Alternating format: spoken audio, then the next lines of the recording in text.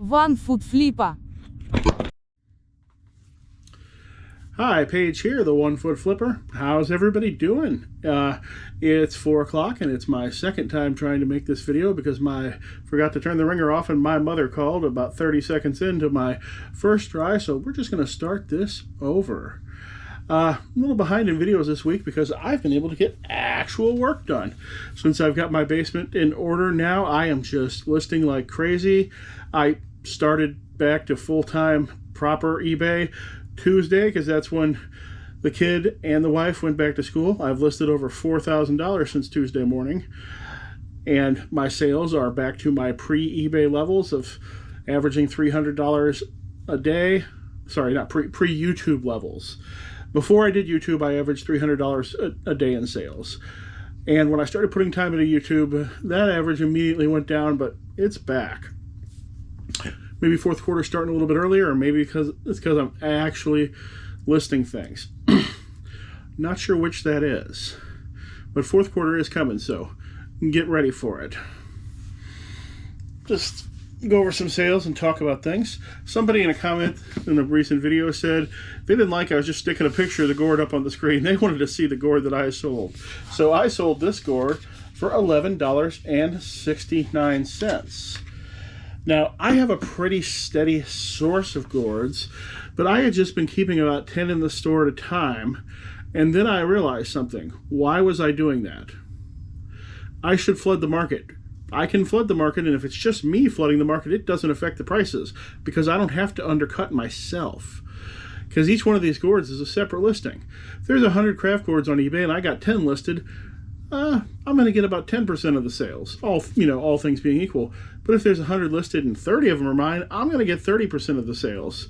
So I immediately went and got several more bags of gourds and upped my gourd game. My source only has about 50 or 60 of them left that I don't already have. So I think this fall is the last fall and winter for gourds for me. But yeah, I'm not afraid to flood the market of something if it's just me flooding the market. If it's 50 separate people all listing one, that's not helpful to me. But if I'm the only one listing extra, that's helpful. Same thing came up with, found a lot of Warhammer tanks that apparently I already had. And I had the same thought, should I filter these in or should I list them all at once? I listed them all at once, and I think I'm going to do fine with that. All right, what else did we sell here? Oh, Warhammer tanks. I sold 2 Warhammer tanks that were just listed yesterday on 10% off offers for $36 each. Same customer. And the prices on these Warhammer tanks vary all over the place. You have to know exactly which one you have to get maximum value. A different turret on it can double or triple the price. A tiny missing piece can really hurt the price. It is an area that you've got to really know what you're doing if you want to maximize your prices on those items. Remember the planes my wife found a video or two ago? Sold another tray of them, $63. Another 10% off offer. I'm always a big fan of the 10% off offer. I move a lot of things based on that. What I don't move a lot of things on based is promoted listings, though. I don't think a single thing in this sale episode, which is there's $1,000 in items here, I don't think a single one of them was promoted. Sold this brick of comic books, $7.19. This is 26 comic books. This is the exact amount that I can manage to stuff into a flat rate envelope. I put too much time into these listings. I found out it is not worth my while. These started at probably twice this price, and I made a beautiful listing with pictures of every comic and everything else and laid them all out, only to sell for $7. Not worth my time on that, and I'm not gonna be listing just bulk comics like that anymore. I want to give a shout out to Jeff at Games Not Over for making the credits video in today's video. Now, anybody out there, you can make a credits video. I will shout you out if you want to. I will keep silent about who you are if you want to. You don't have to have a channel, or I can shout out your Instagram or whatever you want. You can say whatever you want as long as you keep it PG-13. It's fine. You can tell the story about how I actually sold my leg to your grandma. It doesn't It doesn't matter. Just keep them coming. And also, shout out to Fast Talking Flipper for... He did a segment about some of the things I'm wrong about in his most recent video. Big fan of his. You should check him and his channel out as well. Okay, I sold an Ultra Pro Bunny Rabbit playmat, $8.09. I'm starting to run out of those. I had quantity before. The Guess Who, the best of the Guess Who, $3.64. Not every record is great. And I'm kind of glad that I'm out of them for now. Maybe in the future I'll just cherry pick records. I don't know. I'll throw a picture up because I don't want to unwrap it. It's a Kansas City Chiefs football shirt. $7.28. I got that in a lot where there were some good... Garage sale had a bunch of shirts, and I just bought all of their shirts at a one bulk price because half of them seemed to be pretty good and the other half were iffy. This was in the iffy category, but it did eventually sell. I ended up making hundreds of dollars off the shirts in that one because there were some rare concert shirts there. Today I got a message from somebody. He wanted me to overnight an auto part. What it was is a door side stripe for an 87 Chevy Monte Carlo SS. Yeah, I find some weird things at garage sales sometimes. But I don't like doing overnight shipping. I've had nothing but problems with it in the past, especially things that get overnighted on a Friday. So I had to say that I'm just not going to be able to accommodate that right now, that he should probably check with other people and see if anybody else can help him with that, because my experience with overnight shipping is that the person literally needs it there in the next morning, and if it doesn't get there, then there's going to be a claim or a chargeback coming, including that entire massive shipping amount, which is often more than the value of the item. And I just don't want to deal with that at all. I'd rather wait and let somebody else buy that Monte Carlo SS stripe, or let him just buy it normally and wait for it, instead of him paying $50 in shipping on the thing and then me paying the fees on the $50 in shipping on the thing along with the higher risk. No, thank you. All right, what do I got here? I sold a little bag of 7 metal Warhammer miniatures. They're called Striking Scorpions. These sold for $39.99. Remember, with the old Warhammer miniatures, the metal ones are the better ones. They're worth more in general than the plastic ones. Lemmings PlayStation Portable Disc, whole $3.23. Not great, even though Lemmings was a good game. I guess it used to be. And I've had these in the store for over a year, but they finally sold.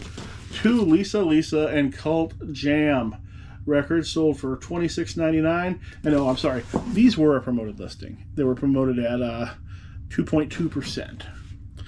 They sold $26.99. These came from a weird little garage sale in which was inside the house.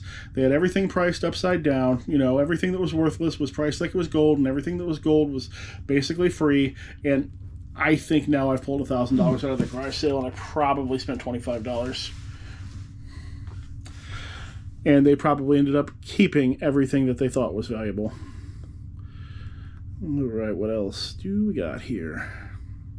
I think I'm finally going to get out of my bad luck zone here, because my returns always come in 3s and my inappropriate feedbacks come in 3s. I have now hit 3 returns in the past week and a half and 3 inappropriate feedbacks in the last week and a half. So probably gonna balance out from here and have a good streak going on. At least that's what usually tends to happen for me. I sold these replacement dice for the Red Alert Space Warfare game, $8.99. I don't even know if that's a thing you could normally buy. Just, I had somebody whose Red Alert Space Warfare game was all over the place. In an estate I bought, their Red Alert Space Warfare game had been spread among many tubs and many different pieces, and ended up parting the whole game out rather than selling it in one piece. That might have been the last piece left of it. A McDonald's Madam Alexander Wizard of Oz doll, $2 plus shipping. They've been in the store for a while. I'm probably not going to list much like that in the future.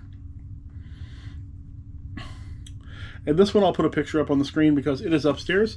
It is a Star Wars poster for $18.62 for the Star Wars X-Wing game. The customer, definitely sensitive because they told me to be sure and pack it well, and then they asked about more Star Wars posters, and I didn't really have any more, so that was all of that. So, I don't know if I mentioned this already, but I've listed $4,000 in the past 4 days, and that has made my sales go crazy, but it's not even all the new stuff. There's old stuff is selling now too.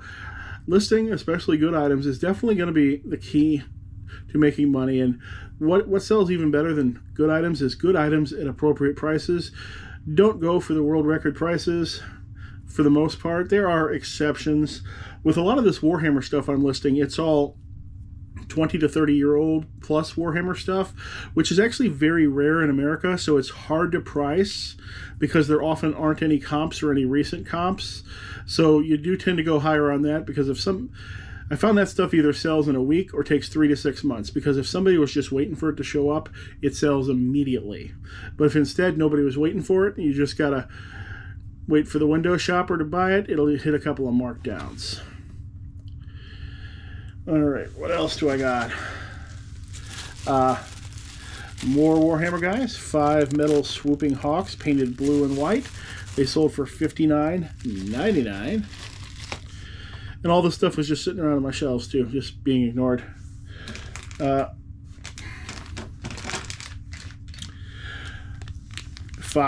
Warhammer Warp Spiders, metal, painted, $64.99. Once again, just sitting on my shelves looking cool. Not even getting used. And Pink Floyd, a nice pair, sold for $22.49. This is the uncensored version of the album cover. Alright, I'm going to put a picture up this to show what's going on with Funko Pops right now. Funko Pops are continuing to crash. More and more of the retailers who didn't...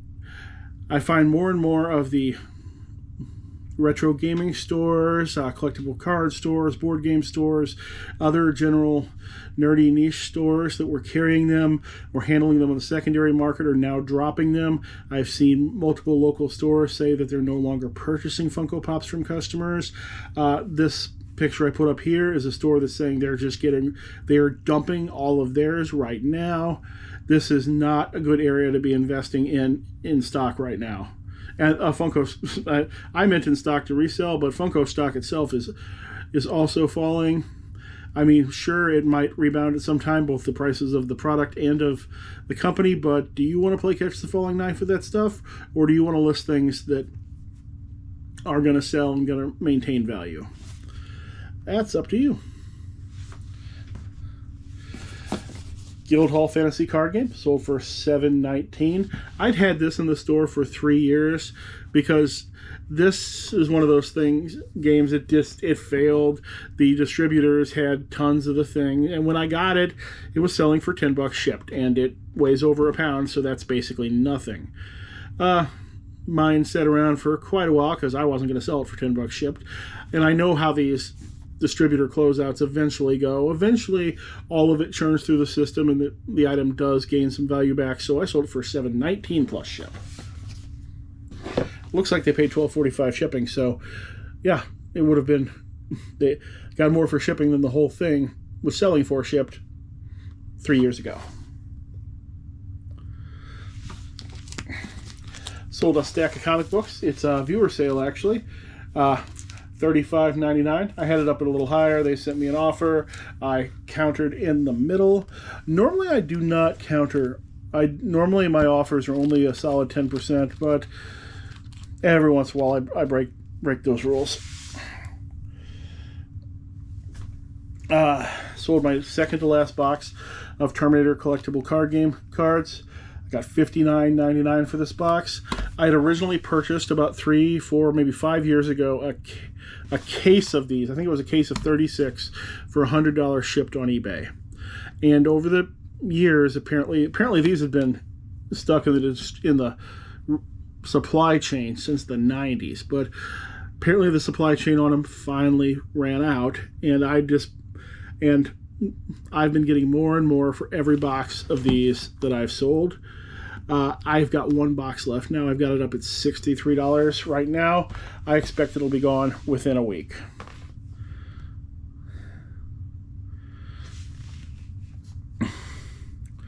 I sold this Dust 1947 Empire of Japan Walker. This has just been, I got this in a collection that I bought 2 years ago, and I just set it up on my shelf because I thought it looked cool. Never thought about it again. And this sold in one day for $180. And I have one more of them, but it doesn't look as cool, so I don't think it's going to get as much money. And I sold 5 more of those Warhammer Warp Spiders. These ones weren't painted quite as cool. $59.99. Now, I was talking to Fast Talking Flipper today on Facebook, and he said he wanted to go over some more of my mistakes in his video, but he got sidetracked by something else and didn't have time. And I will give him something. I tend to speak in absolutes about many things. I will say coupons don't work. And I'm going to ignore the edge cases, but there's a reason why I do that. Is because most people tend to think that they're special, that their situation is special, and that they're the edge case when they aren't. Most of the time, you're not the edge case. You're not the, like Promoted Listings Advanced. I say that isn't you because I am going to have a 99% right chance when I say that isn't you, that isn't right for your store. When I say variation listings don't work and variation listings are bad, I'm going to be right in 90% plus of the time. And so I don't want to talk about the edge cases all that much because people will then start thinking they're the edge case when they aren't. Variation listings are one of the things I have an extreme dislike for. Like, I could make one listing for craft gourds to say, craft gourds, pick your gourd, and have 30 different craft gourds in there for them to pick from. But you know what that does? That gives me one result in the search. I could list 30 separate craft gourds. It gets me 30 results in the search. That alone right there would make you not want to do variation listings, wouldn't it? Then when you combine the customers don't like them, I know as a customer I don't like variation listings because when I click on them, invariably one of two things. The thing I wanted from the variation listing that made it pop up in the search, sold out. Or the price for that thing is completely inappropriate, or everything in the variation listing is completely inappropriately priced, except for a carefully seated junk item at a low price that no one would ever purchase. You see this quite often on eBay on t-shirt sellers. They'll have a variation listing for sizes, and then their prices will say $3 to $37. But then you go and you click into the listing, the $3 is a 8 by 10 inkjet printout of the graphic that's on the shirt, and then the shirts start at $25. Things like that have soured customers' variation listings. They don't want to click on them. All right, I think that is about all I've got for today. If you do know someone that uses variation listings, why don't you tell them about my channel? Because judging from the number of people I haven't heard complaining about variation listings in my comments, I don't think these people are watching. But that's about all I got. Hope to see you again soon. Here's my top 8 about you, Mr. One-Foot Flipper. Number 1, you suck. Number 2, you're lame. Number 3, you're fake. Number 4, you look funny. Number 5, you got a dumb haircut. Number 6, I bet you smell. Number 7, did I say you suck? Number 8, you're not even a real reseller.